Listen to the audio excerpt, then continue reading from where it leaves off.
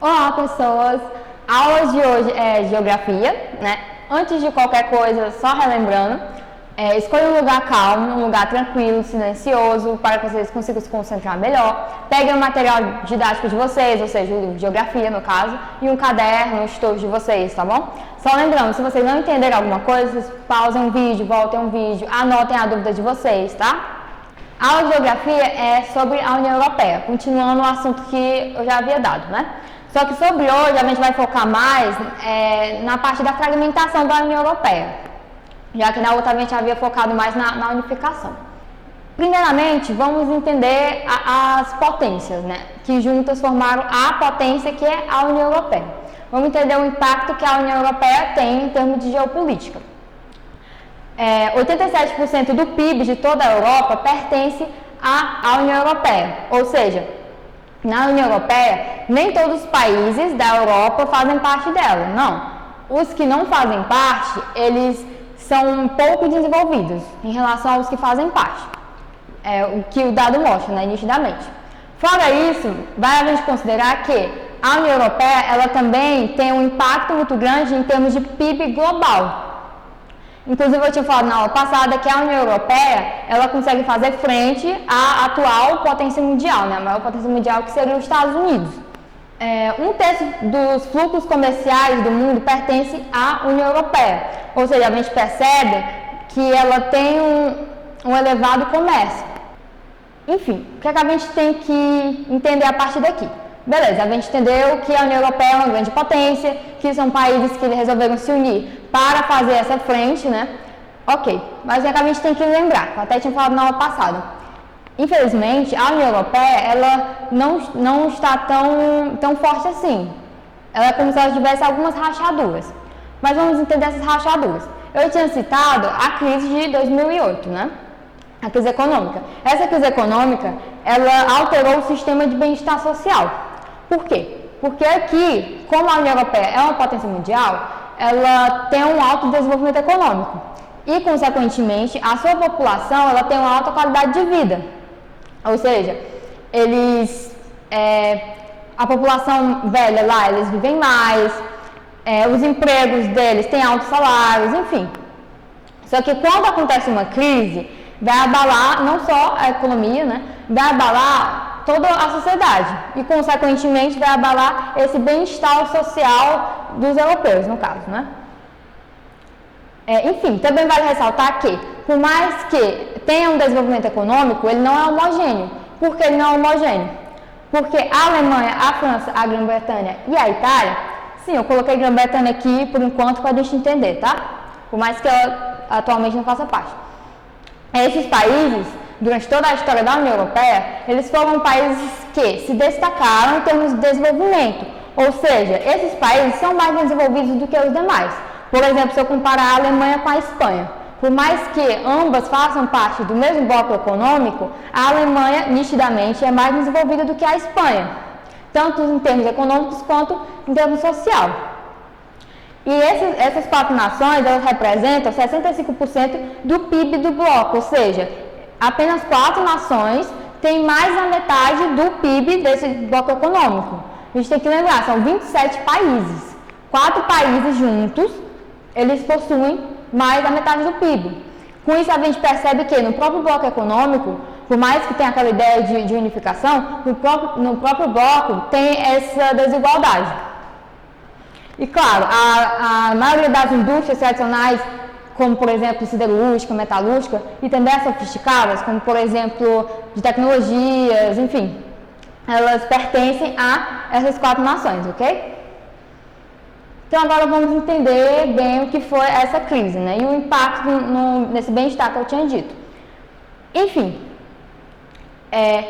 aplicação de políticas do Fundo Monetário Internacional. Vamos entender o que isso significa.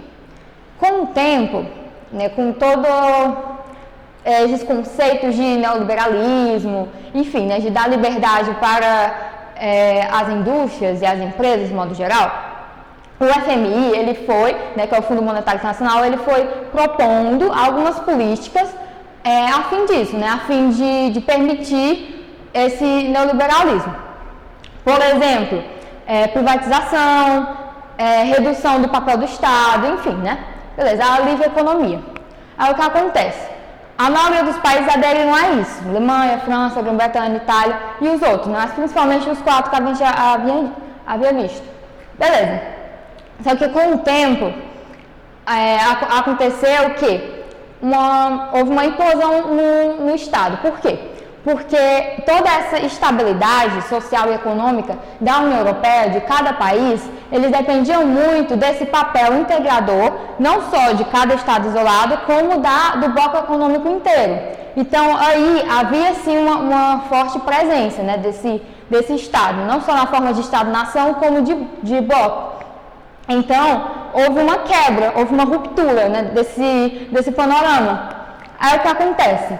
Foi uma soma de fatores. Acabou que houve dívidas, aí mais as privatizações, a redução do Estado, alguns serviços que antes eram públicos e que eles até eram muito bem vistos, né, mundialmente, porque eles tinham qualidade, esses serviços eles foram sendo mercantilizados.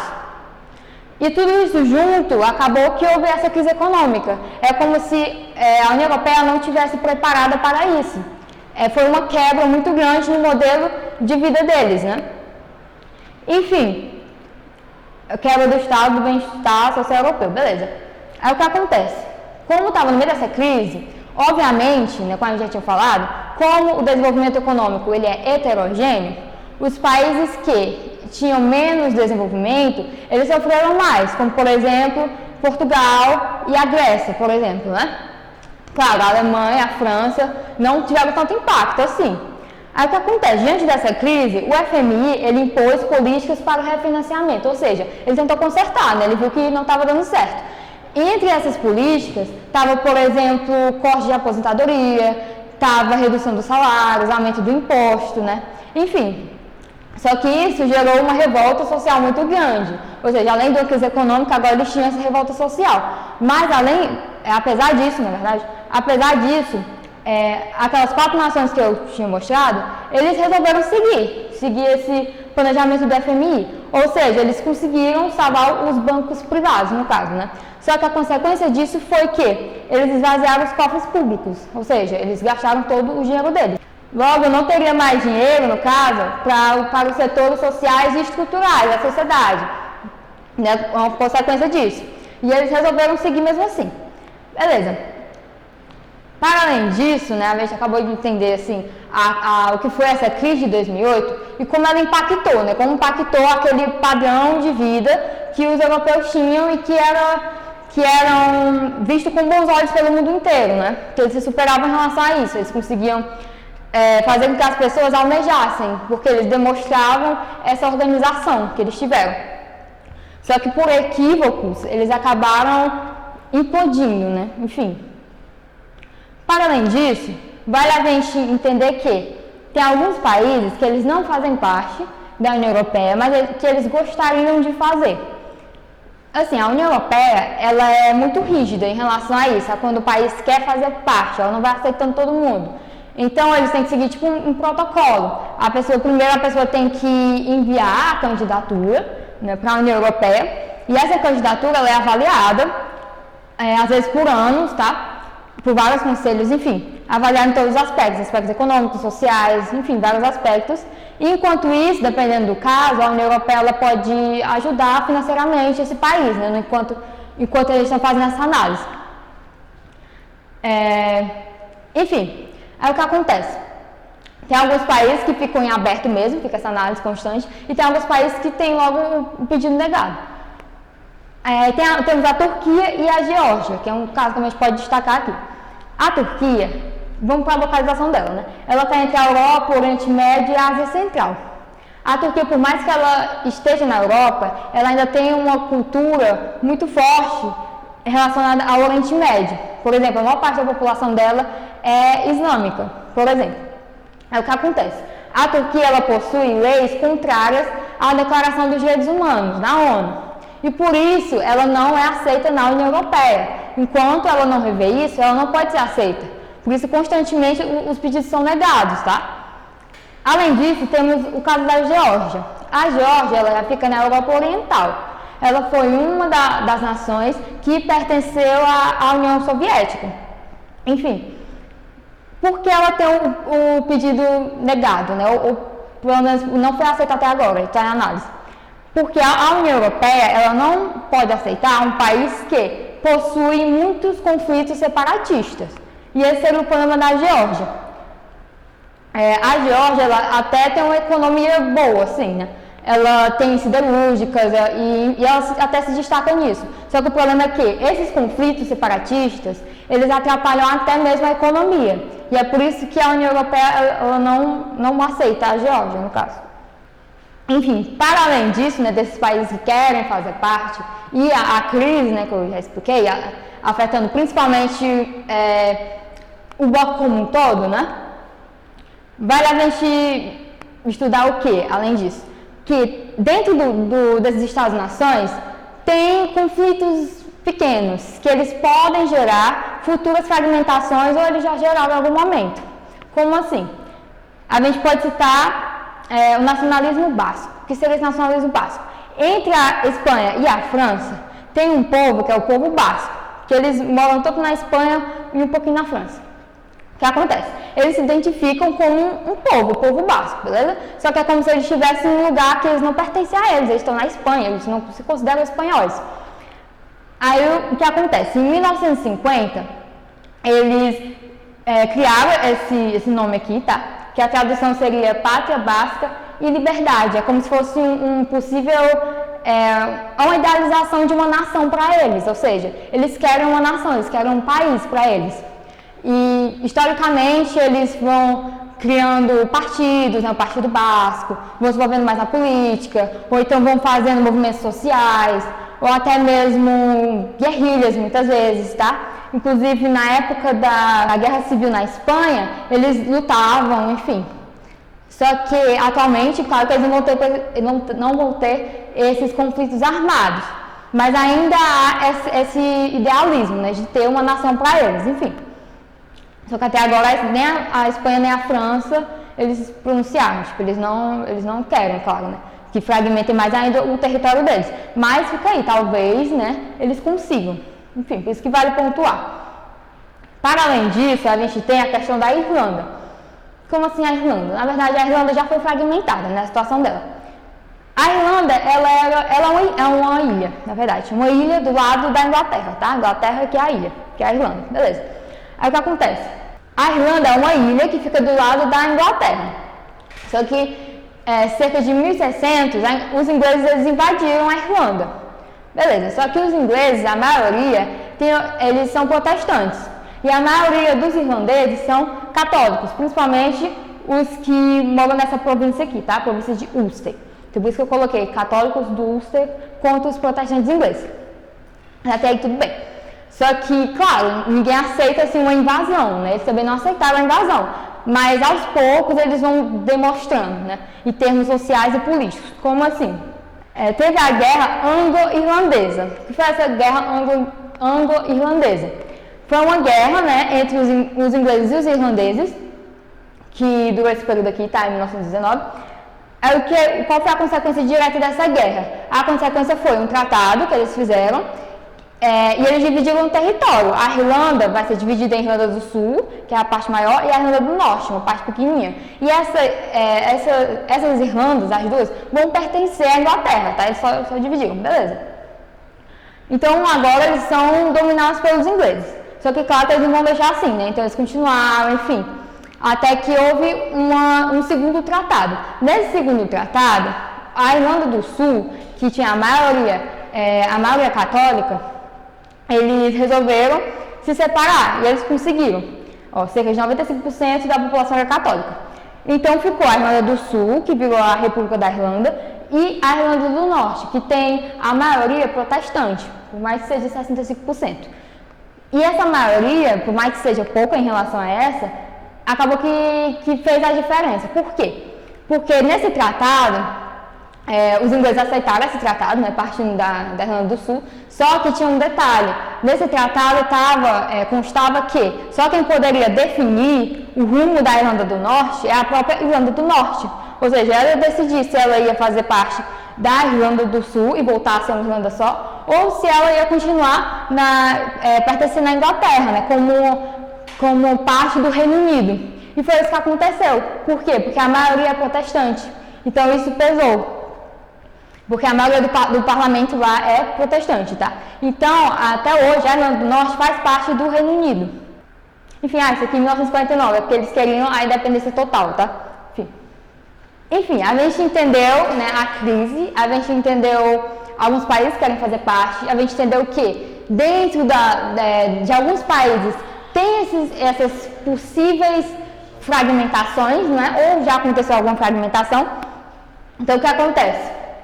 Vamos entender onde exatamente a gente pode dizer que começou a fragmentação, de modo geral. Qual foi o ano, né? Qual foi a época que aconteceu? A gente pode citar que foi o surgimento do leste europeu. Como assim? Após a Segunda Guerra Mundial, vamos voltar para a Segunda Guerra Mundial, tá? Todo aquele território foi dominado pela Alemanha nazista. Aí o que acontece? De um lado a gente tem os Estados Unidos, né? Enfim, Reino Unido, e do outro lado a gente tem a União Soviética. E eles conseguiram isolar, no caso os nazistas, até, enfim, né, conseguir recuperar Berlim e tudo mais. Só que um detalhe por onde a União Soviética passava, eles deixavam um representante deles. Ou seja, à medida que eles iam retomando o território, né, que a Alemanha tinha invadido, eles iam como se fosse conquistando também, né? Em termos de influência, ou realmente uma conquista mesmo. Aí o que acontece? Esses países, eles viraram parte, né, fizeram parte da União Soviética. E quando essa União Soviética, ela se fragmentou, né, o que a gente chama hoje em dia de leste europeu, tá bom? Mas só para a gente entender, né, como mudou. Depois da Segunda Guerra, todo o território, houve alterações, né? Enfim, a gente também pode citar a divisão da Alemanha. Ou seja, depois da Segunda Guerra Mundial, começou o período de Guerra Fria, né? O que foi essa Guerra Fria? Foi aquela bipolaridade entre a União Soviética, né, e o lado capitalista, representado aqui pela França, Inglaterra e Estados Unidos. E isso se concretizou na Alemanha, que eles simplesmente dividiram a Alemanha. Uma parte ficou com os soviéticos e a outra parte ficou dividida, né, essa outra parte, entre a França, Inglaterra e Estados Unidos, tá? Ou seja, a Alemanha foi dividida em 4, na verdade. Beleza. Enfim, né, tava aqui essa divisão. E imagine, no meio da Guerra Fria, ou seja, no meio daquela disputa não armada, né, aquela disputa não declarada, entre o lado socialista e o lado capitalista. Só que essa disputa ela se materializou com a construção do Muro de Berlim, que foi em 1961, partindo, né, do governo soviético e da Alemanha Oriental. Eles resolveram fazer um muro.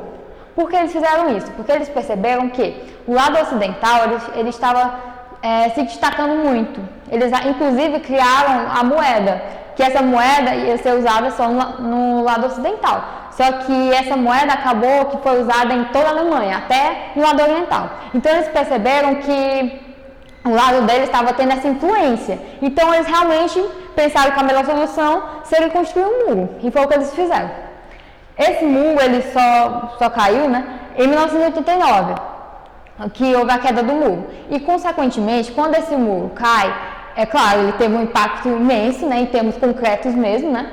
Só que ele tem um impacto simbólico. Por quê? Porque a partir do momento que há essa queda do muro, que foi construído pela União Soviética, além de demonstrar para o mundo inteiro que não há mais essa dicotomia, né? Não há mais esse dualismo, eles demonstram que é como se fosse a derrota da União Soviética. Inclusive, a gente vai salientar que a partir desse momento, há a fragmentação dessa União Soviética, ela deixa de existir, na verdade, né? E volta a ser a Rússia, né? Claro, antes da guerra era o Império Russo, agora vai ser a Rússia. E alguns países, eles vão se formando, que é o que a gente chama hoje em dia de leste europeu. Enfim, eu sei que foi muita informação, né? Que às vezes parece um pouco desconexa, mas todos esses conhecimentos, eles são necessários quando a gente vai analisar uma coisa. Às vezes a gente precisa aprender coisinhas para a gente conseguir ter a visão do todo. E é o que eu quero que vocês tenham, né? A visão da União Europeia. tanto da construção da União Europeia até esses conflitos, né? Como se fossem as fraquezas da União Europeia, tá bom? Então vamos para um exercício, tá? Para a gente fixar. Nos últimos anos, países como França, Inglaterra, Espanha e Itália viram se agravar os seus conflitos internos, em alguns casos com manifestações violentas e confrontos entre manifestantes, a maioria envolvendo jovens e forças policiais. Esses acontecimentos ocorreram por causa, vamos avaliar os itens, tá? Da intensificação dos movimentos anti-globalização, presta atenção nessa palavra, tá? Anti-globalização, que se prolongam desde o final da década de 1990 e tiveram como fato marcante a grande manifestação durante o encontro da OMC, que é a Organização Mundial de Comércio, ok? Em Seattle, nos Estados Unidos. Então, enfim, esse item A, vamos analisar. O que ele está dizendo? Ele está dizendo que esses movimentos, eles têm relação com um ideal anti-globalização.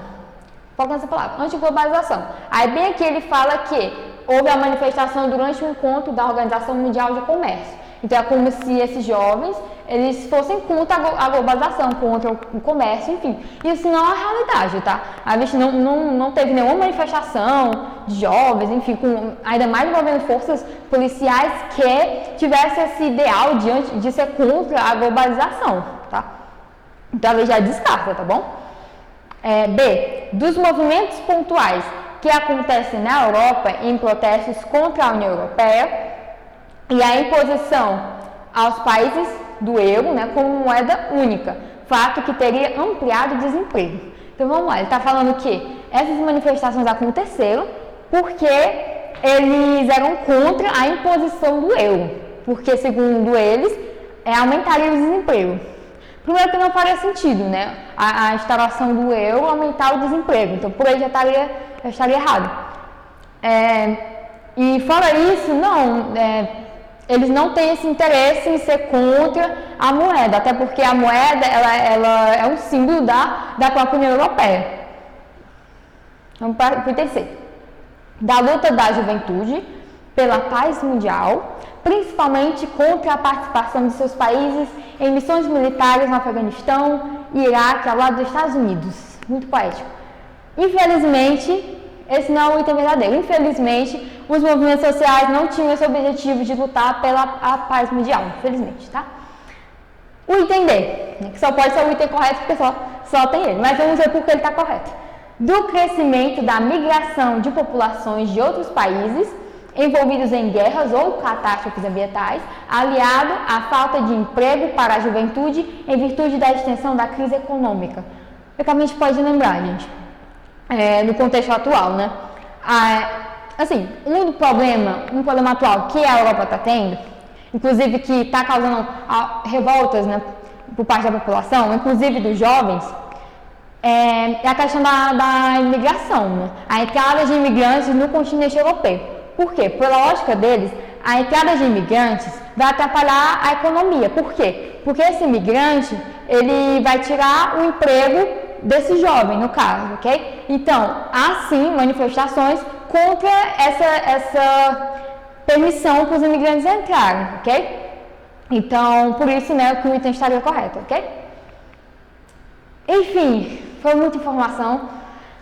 Espero que vocês tenham entendido, né, que tenham parado o vídeo, tentado resolver, né, eu sei que vocês fazem isso.